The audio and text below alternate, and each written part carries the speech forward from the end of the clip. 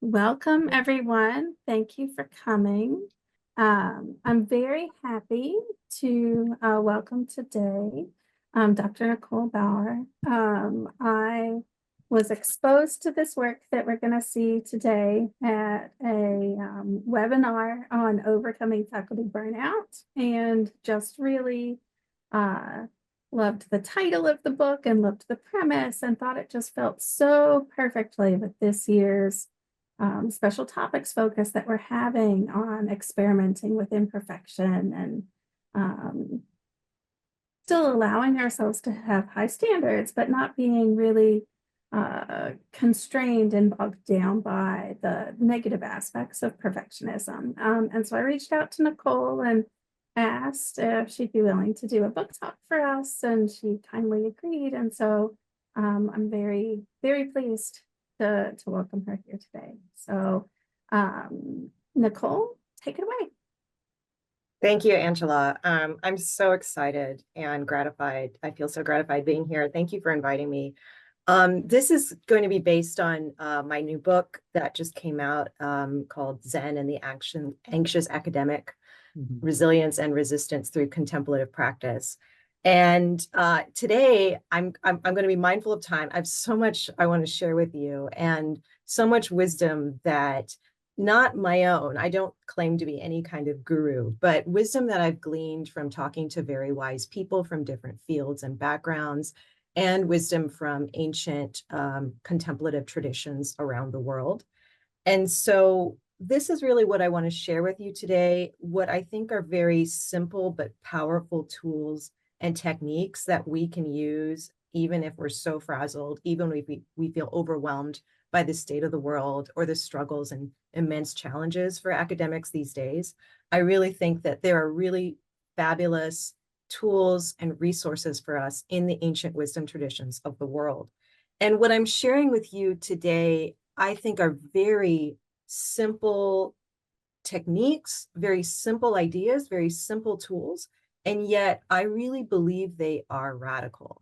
And I think that it requires a radical mindset to really be able to tackle the challenges we face today and still maintain our well-being and try to stay balanced and centered and know who we truly are.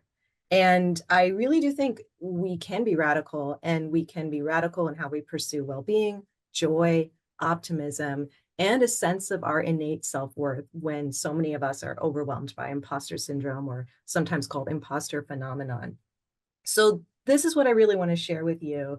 My background is as a European historian. So I'm trained in the humanities. And so what you'll be getting today are different flavors of my expertise as a historian, and also what I have learned as still a new beginner into the different contemplative practices of the world. So that's what you're going to be seeing. You're going to be seeing some of my stuff from history and philosophy in the so-called Western canon, and some of it from Eastern philosophy and traditions like Buddhism, Hinduism, but also the Islamic contemplative traditions. So that's what I want to share with you. And I really do hope that these will at least move the notch a little bit closer to some more well-being and joy in your lives.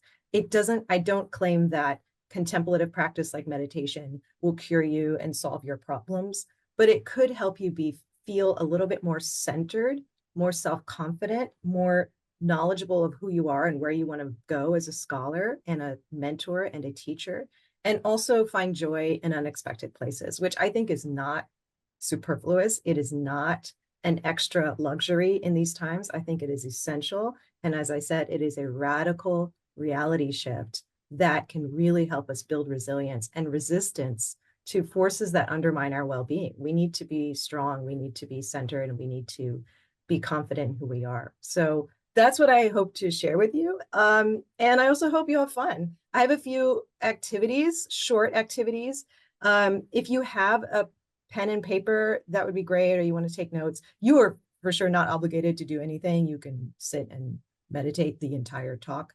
But I just included some exercises that I think would be helpful. So to start, I think I can click. Okay, good. So it should say multiple choice. First, how are you feeling today? This is our pop quiz. Great, except for all the existential dread.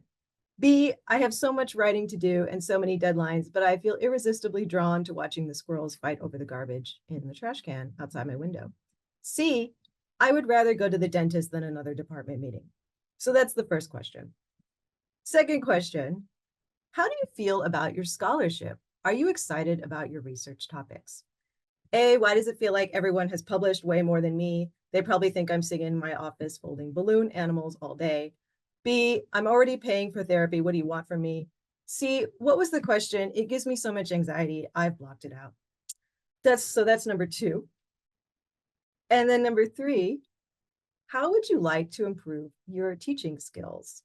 I don't know. The undergrads are just as anxious as I am. We all probably drink too much caffeine. B, get them to spend less time on social media and their phones. Also, I should spend less time on social media and my phone. C, cut off a bit at the bottom.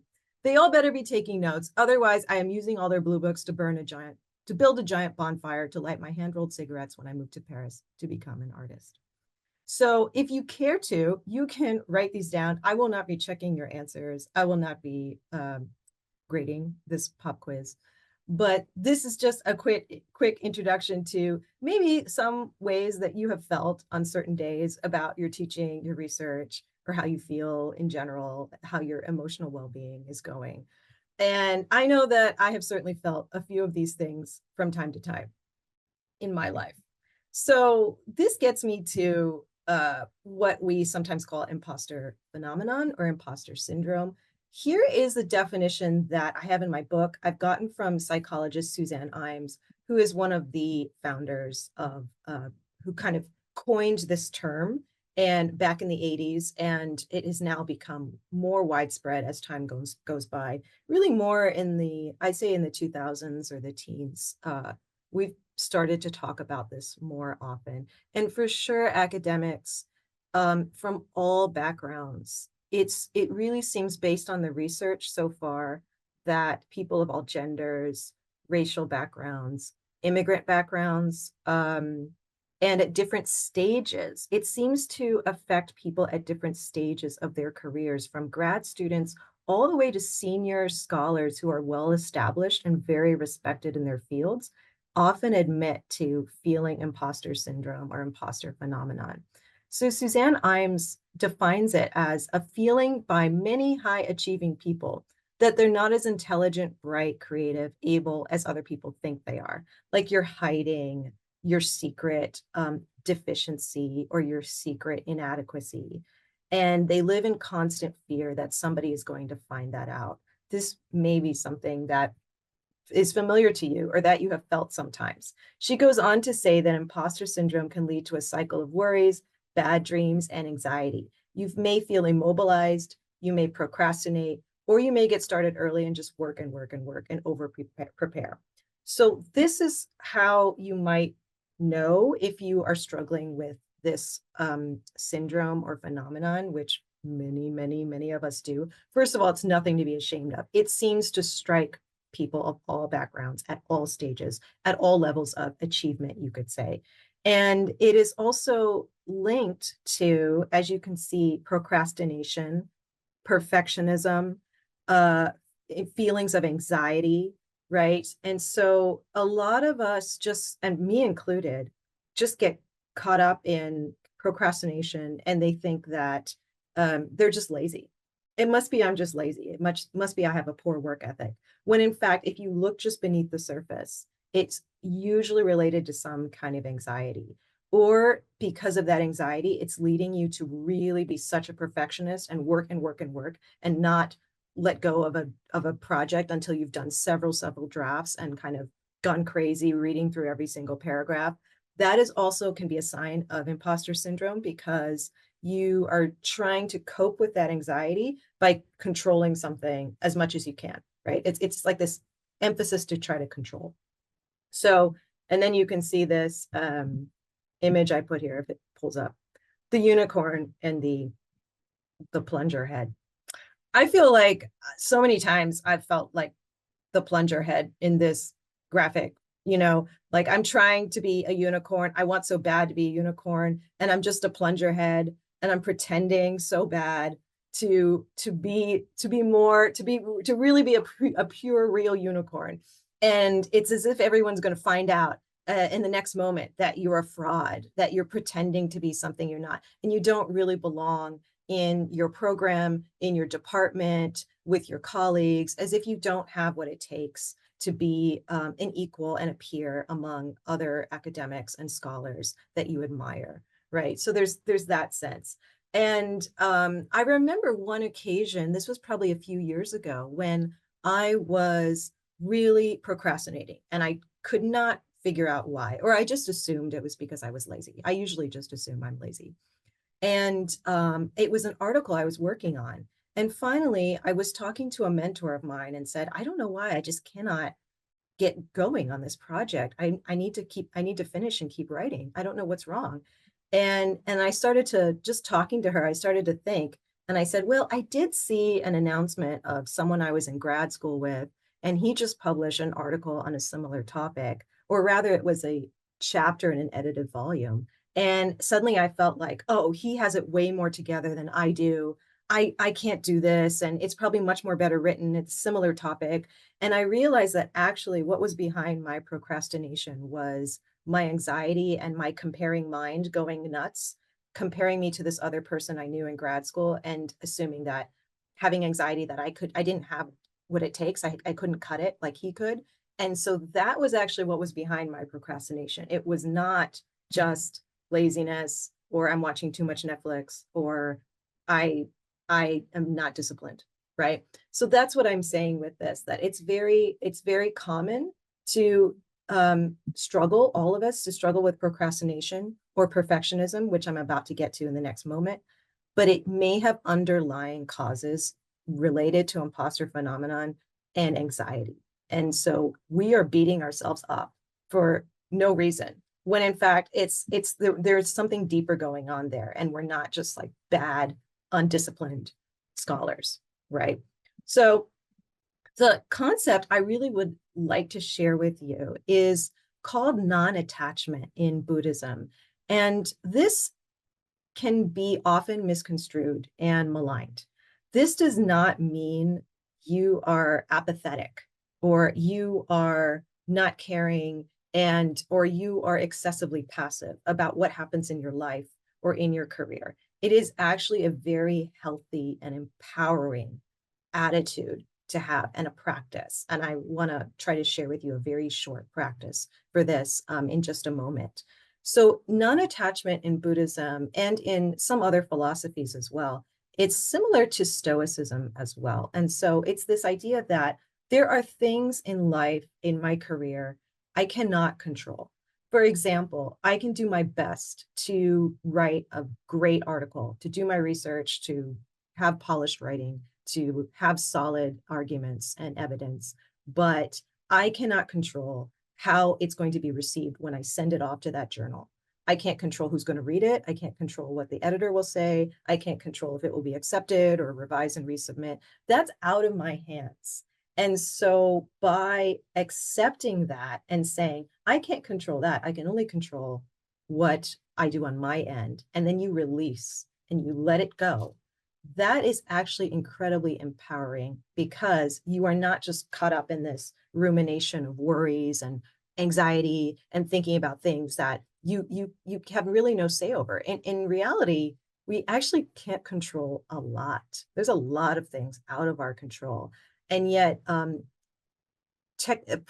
say, I don't want to call it a problem, but let's say if you struggle with perfectionism, that is the struggle to have control, right? It's a discomfort with uncertainty and lack of control. And so it's an anxiety response to trying to control what you as much as possible, right?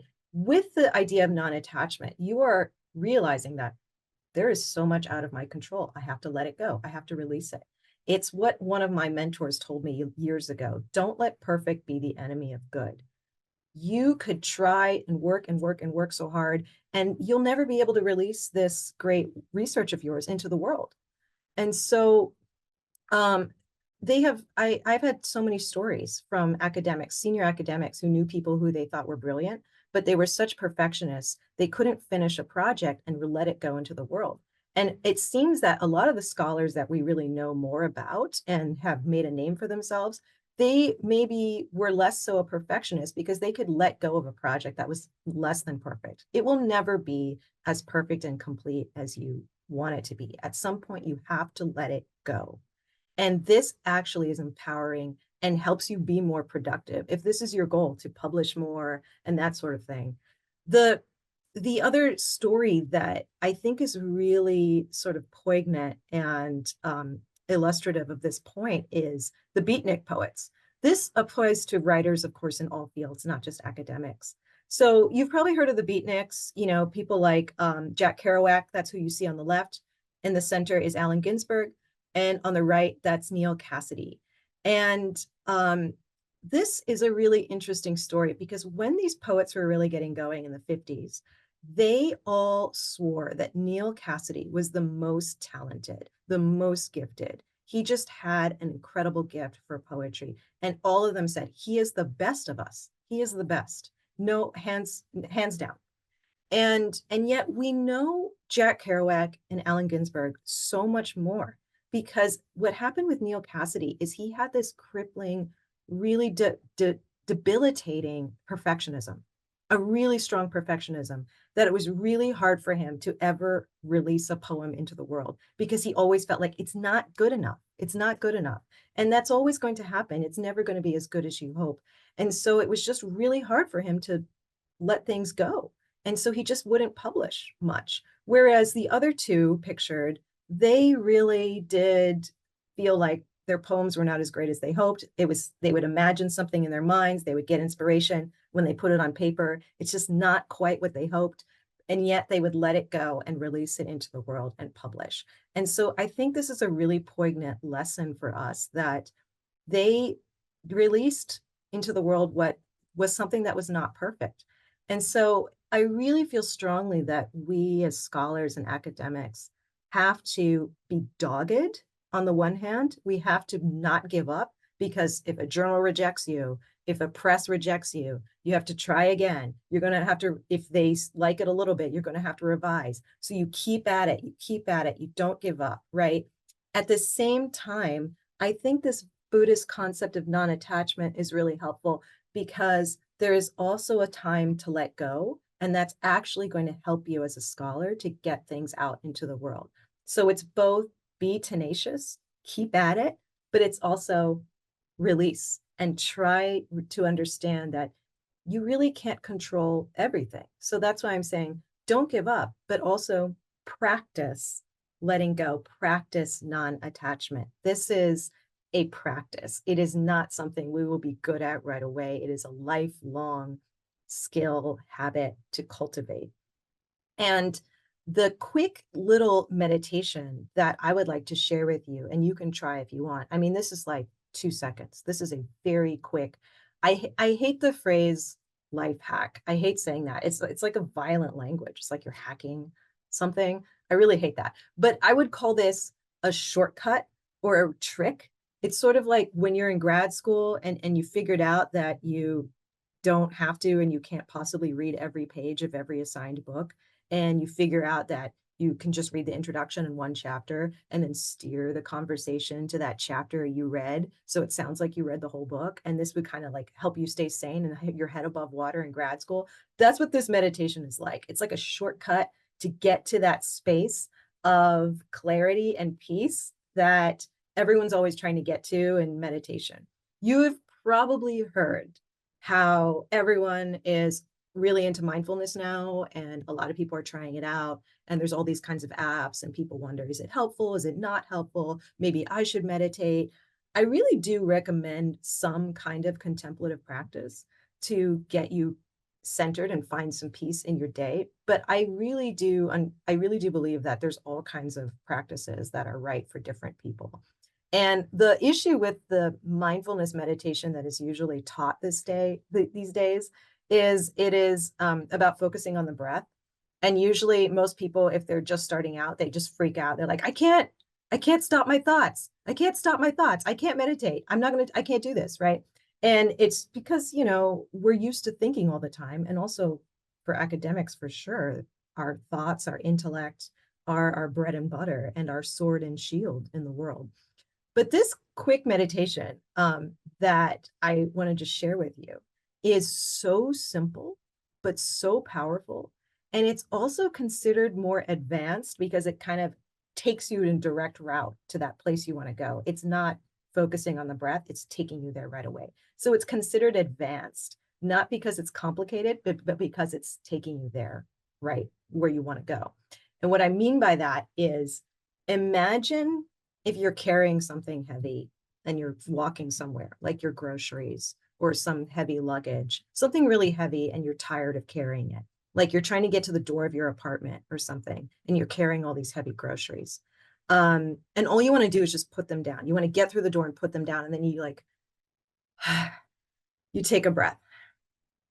Imagine those heavy groceries are your thoughts, your thought patterns, especially the ruminative thought patterns, the ones that are, not helpful, the ones about anxiety, the ones about negative self-talk, the ones about maybe you're having depressive thoughts.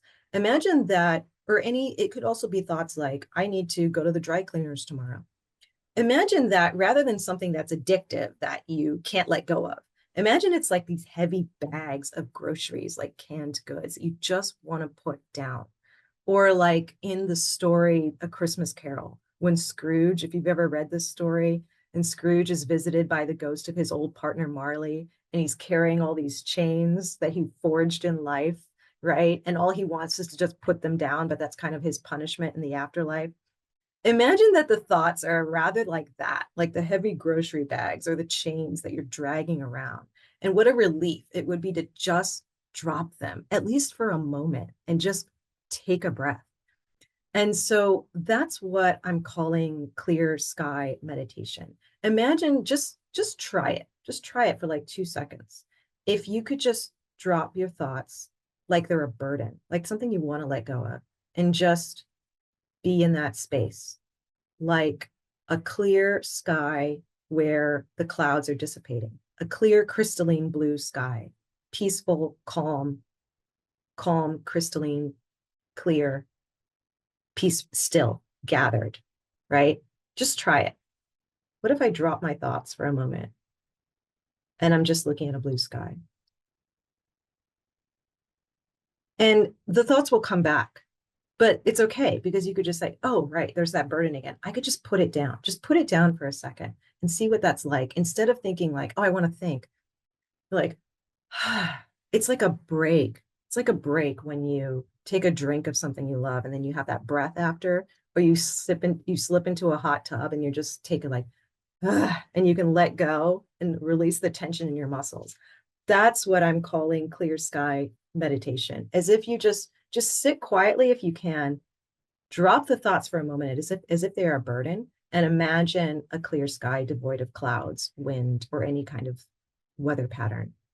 And this is a very ancient practice. So if you're interested in finding out more, it's called different things in different Buddhist lineages or traditions. Some people call it Vipassana. It's a kind of Vipassana. Some people call it open awareness. And in Zen, it's called Shikantaza. And so if you are interested in reading more about these very old practices, you can go look this up. I call it clear sky meditation. I just made that up because to me, it feels like I'm dropping the burdensome thoughts and just being in this relaxing, clear blue sky. And I can finally take a breath and also be my true self for a moment. For a moment. It's like a break, a vacation. Meditation should feel like a break or a vacation rather than another difficult concentrative task you have to do. It shouldn't be concentration like I'm furrowing my brow, trying hard. It should be this feeling of like, I can take a breath, I can relax. And this is really, really helpful too, I think. First of all, it's a great technique just for soothing anxiety, getting back to center. If you feel overwhelmed, you can do this in the middle of the day, in your car, in your office. But it also is really helpful with counteracting the often negative, harmful stories we tell ourselves. And that's what I want to get to with the culprits. I don't know if you can see up here, one side it says innate deficiency or selfishness. The other side is utilitarianism. And so now I'm putting on my historian hat, my European historian hat. And this, I think, is not something you always get with people just from a psychology background, which I think is so helpful. But coming from my history background, I have found that there are very deep-rooted culprits in our culture and society for why so many of us struggle with imposter phenomenon or syndrome. And I really believe that the two main problematic ideas in our culture are utilitarianism and the idea of our innate deficiency or selfishness. And utilitarianism, especially in Western culture, goes back to the 18th century and the Enlightenment and the French Revolution. And this is my bailiwick. I do research on the French Revolution. I wrote my first book on the French Revolution. I think it's a really interesting, amazing time in history. But I do really think it is the culprit for a lot of our sense of inadequacy and not being good enough and not working hard enough, because this is such a strong impulse in our culture, even now, starting from the 18th century and the Enlightenment, that we really see ourselves as not worthy unless we are being productive and useful to society. This is a very powerful idea that has been ingrained in us from an early age in our families and in our culture. So this is an excerpt from a very famous pamphlet from the French Revolution in 1789. And I think it is so apt for why we feel the way we do these days. So look at this. This is a direct quotation from the Abbé Sieyès, who wrote this pamphlet in 1789. They are calling for useful and industrious citizens. So not the aristocracy, because they're parasites, they're lazy. There are many people, all too many, who from incurable idleness or a collapse of morality perform no functions at all in society. Such a class surely is foreign to the nation because of its idleness. And he emphasized this in the pamphlet. The nobles and clergy were parasites, according to the pamphlet, living off the labor and goods of the productive members of society. Sieyès, like many others, even saw utility as a question of morality. And I think this is key here for a lot of us. To be useful and industrious was moral. To be idle was immoral. So you maybe have noticed a lot of new books coming out, especially since the pandemic, about like Jenny Odell's The Art of Doing Nothing, or the book called Rest is Resistance, because there has been a recent pushback, many of them led by feminists and women, to call for, to push back against this idea that you are somehow deficient, even immoral, if you're not being useful all the time. And at the time, this was very helpful, and it had revolutionary potential because they used these ideas to start a revolution and to say that the people who had all these privileges didn't deserve them and they should be ousted. So it does have revolutionary potential. But the problem is that utilitarianism also tells us that you really need to prove your existence. You need to prove your worth, that you don't really belong here. And you could be ousted at any time if you are not being useful and productive. And this has like gone on hyperdrive in our modern culture, where so many of us absorb these lessons at an early age. And this is true for all of us. It's especially true for those of an immigrant background. My family is an immigrant family, and this was a very strong message from my early years, that you have to be productive, and we work so hard to come to this country.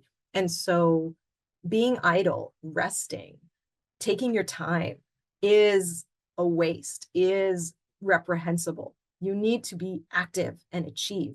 And if you're not achieving, what are you doing here? You don't belong. We see this in our really unfortunate term we call academics who don't publish enough deadwood. I don't know if you know this phrase, but there's a lot of contempt even now in departments for colleagues who don't publish enough. And they're called deadwood, as if they're like parts of a tree that need to be pruned off, right? Because they're not doing enough.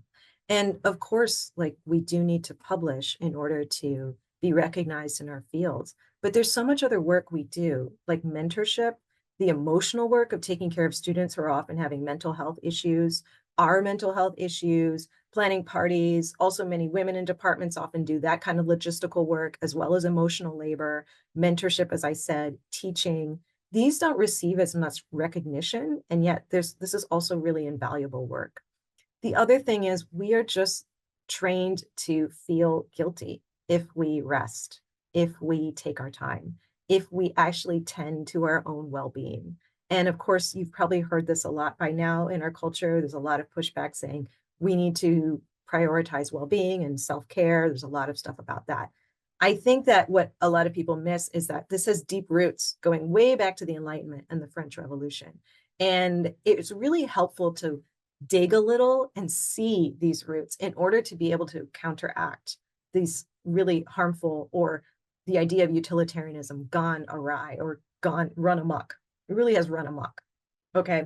So that's one thing that I think that also with the meditation I showed you in just the previous slide, there are these stories we tell ourselves that I'm not good enough, or I don't deserve rest because I didn't work hard enough today, or I didn't achieve enough, or more people have published more than me. I need to publish more. I'm not good enough, even though I did so much, and I'm almost to the point of burnout. But really, that is just a story that you can drop anytime. And meditation or contemplative practices can be really helpful with that of, oh, this is a story I'm telling myself. This is actually a story my culture, or whatever Western culture, has told itself for generations. It doesn't mean it's true. It can be questioned and blocked or switched out anytime. And that's the thing. We academics are so good at dismantling, deconstructing mainstream narratives. There's a narrative about what have you, colonialism or capitalism or what have you. We're very good at deconstructing. We're like, well, that's a narrative, but that's not necessarily true. We're not as good as at deconstructing or questioning the stories we tell ourselves, even if they're really harmful. And I think utilitarianism has really just gone haywire in our culture.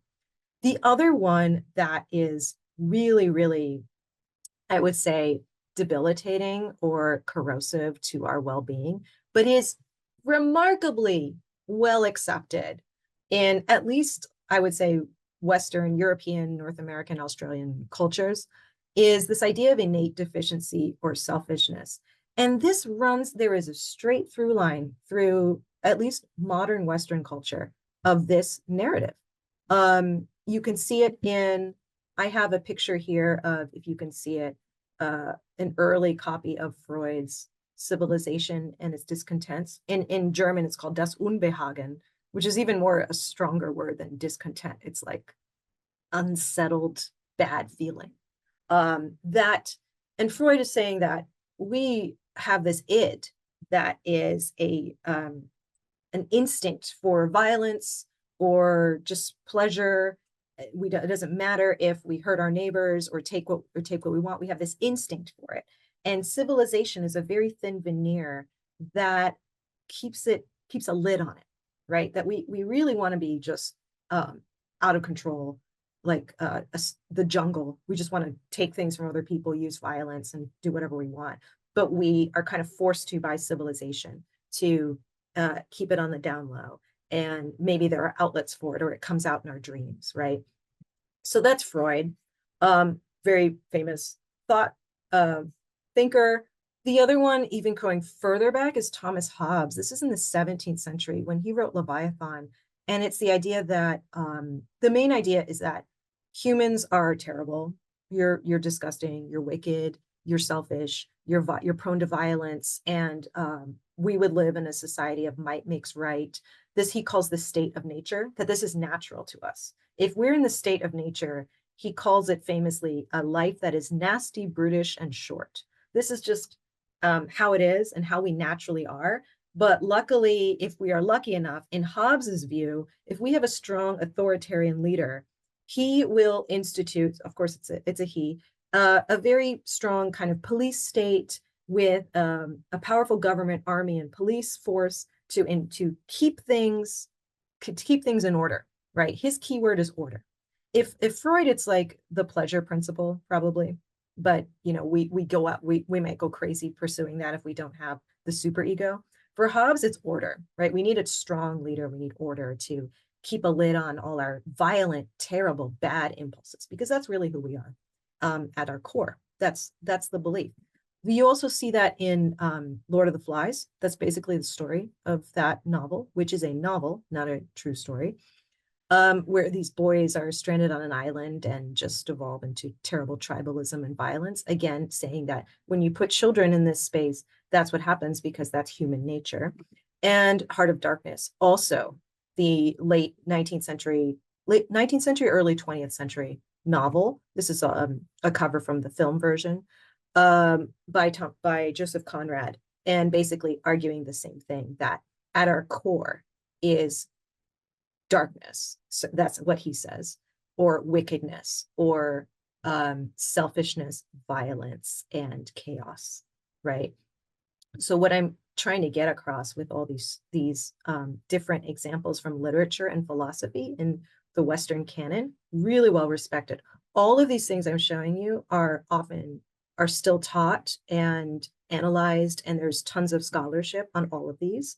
And what we find is that this is really just accepted by most people a lot of the time, that you are just inherently bad, inadequate, deficient, or selfish, and you gotta keep a lid on it. You gotta work on that, right? And civilization, or what have you, is just a very thin veneer, and if you just scratch it, you will see our dark impulses, our terrible true nature, right? And there was a news article about these boys in an island in Tonga who basically were in the same situation as Heart of Darkness. Sorry, not Heart of Darkness, Lord of the Flies. And it was not at all how it goes in the novel. They got along, they were rescued, and they're still friends. But people refuse to believe the actual news story. They rather would believe a novel, a work of fiction, because this story is so ingrained in our mindset, right? So what I am saying is that this is just a story, albeit a powerful one, that especially in the West, people have told themselves over and over and over, but it doesn't mean it's true. It doesn't mean it is real, and you can drop it anytime. And I think that it is essential to resist or counter these ideas, because they're just stories. And when you see it as just that, you don't have to accept it as reality. You can realize you can tell a different story. You can drop it. And that's why these contemplative practices are so powerful, because they help you intervene and kind of like do an intervention and break that and say, oh, wait, this is a story of our culture tells itself. This is a story I tell myself, that I'm not worthy, but it's not necessarily true. I can change the story anytime I want. I can drop that storyline. And I think that is radical and powerful. So those are two kind of culprits I point out.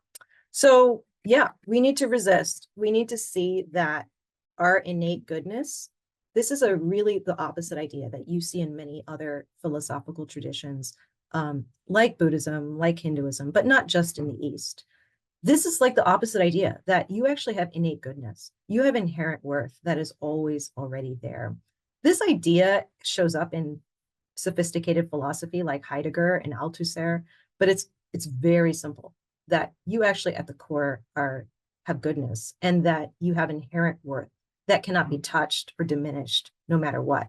This is a powerful antidote to imposter syndrome, because if you have inherent worth, no matter what you do or fail to do, you still have that. You still have a right to be where you are, to breathe oxygen, to take up space. You don't need to prove anything to anyone. And everything else you do on top is just gravy. It's just great that you're doing your scholarship, you're doing great teaching, but you already have that inherent worth. That's, to me, radical. The comparing mind loses its hold. When you're more secure in your sense of inherent worth, you're less likely to compare yourself to others and feel really anxious and inadequate. And also, as I said, it's a radical and revolutionary way of being in the world.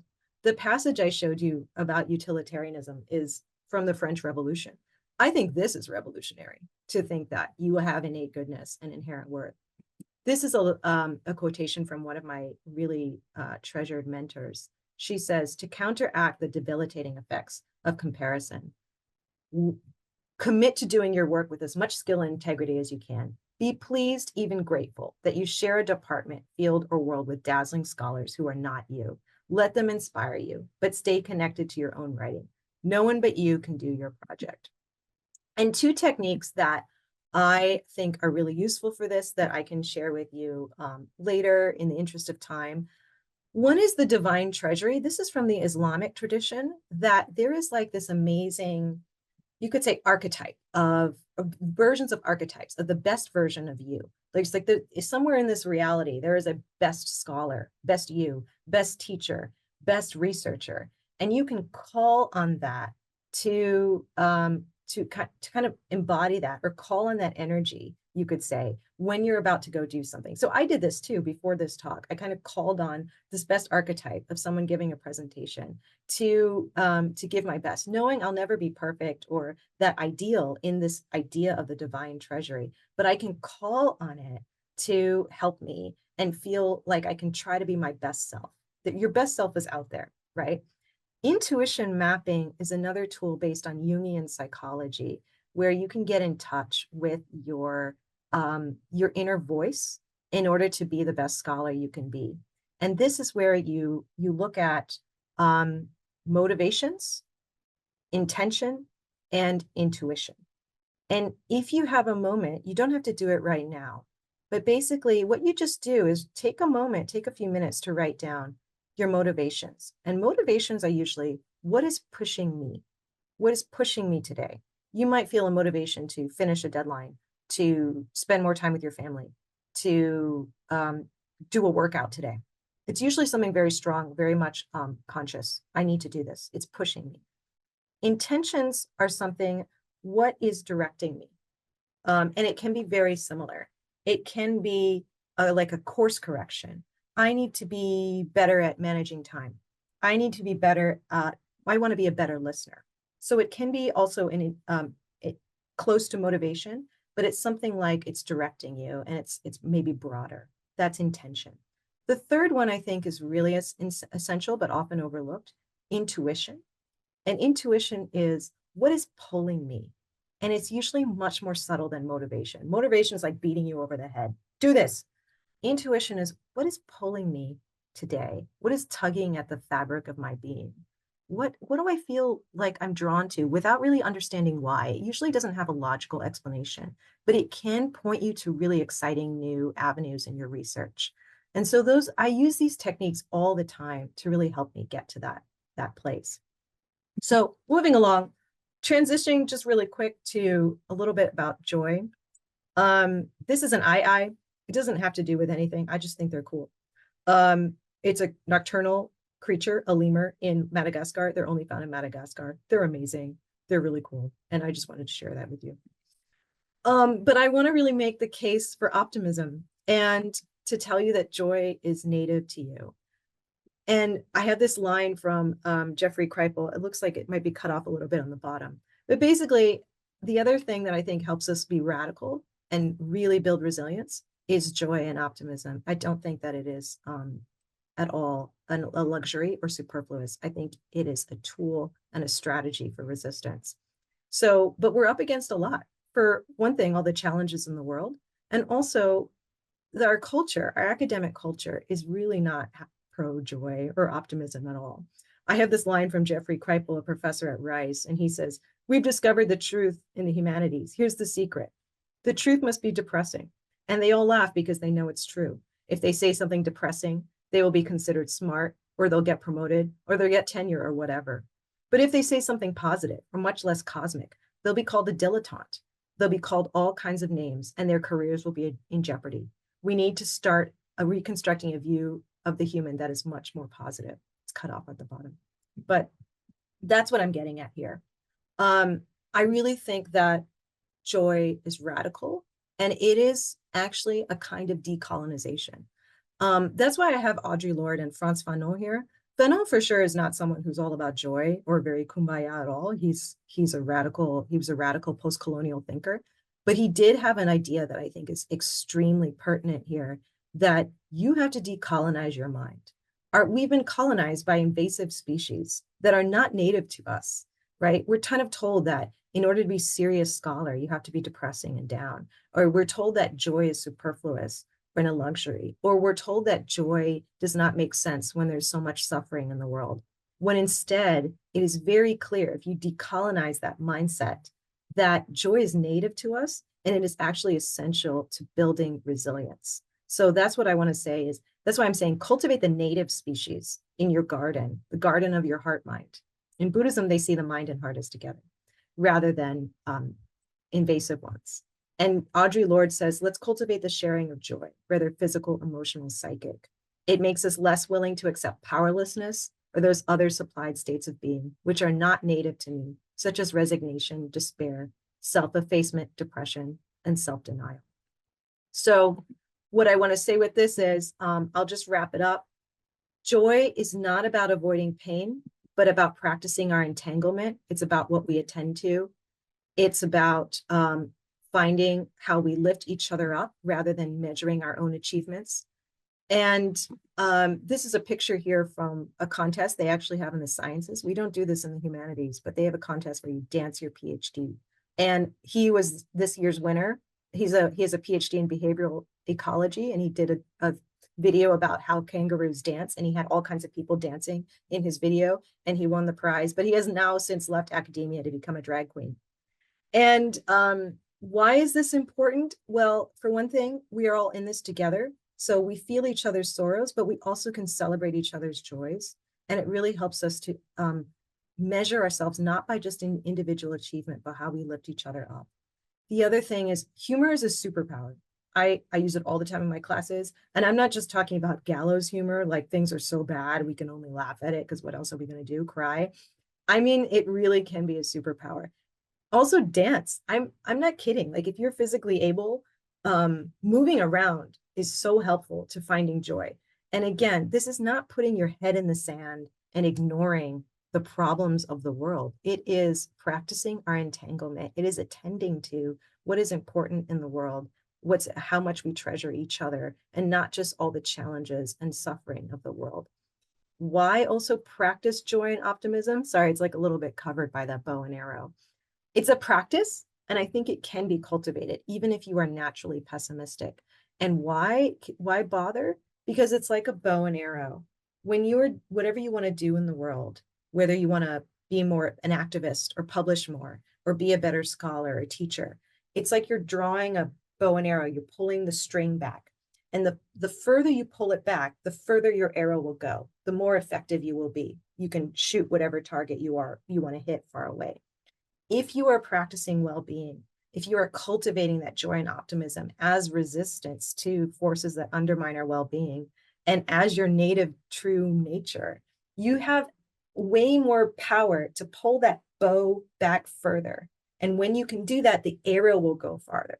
So it is actually a way to make you more effective to do what you want to do. It's not like an extra thing when you should be focusing on, I don't know, unionizing or your scholarship. It is actually making you more effective in the world. It's a matter of what we attend to. So I'll just wrap it up there because I know I want to leave room for questions.